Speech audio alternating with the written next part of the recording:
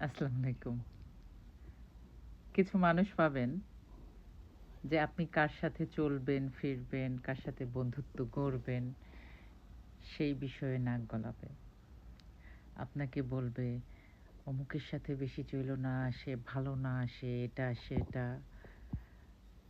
তার থেকে দূরত্ব বজায় রেখে চলতে।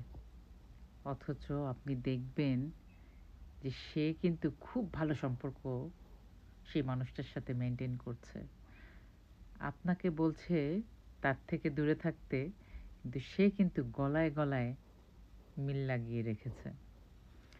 এই মানুষগুলো হচ্ছে সুবিধাবাদী। এই মানুষগুলো আপনার সাথে অন্যদের ভালো সম্পর্ক যাতে না গড়ে সেজন্য আপনাকে একটু এড়িয়ে থাকতে বলে।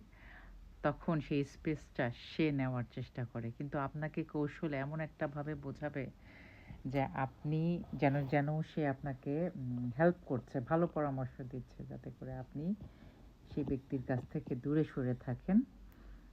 আর সেই সুযোগে সে সেই ব্যক্তির সাথে সুন্দর সুসম্পর্ক গড়ে তুলবে। এরা হচ্ছে দুই মুখা মানুষ। এই মানুষগুলো সুবিধার নয়।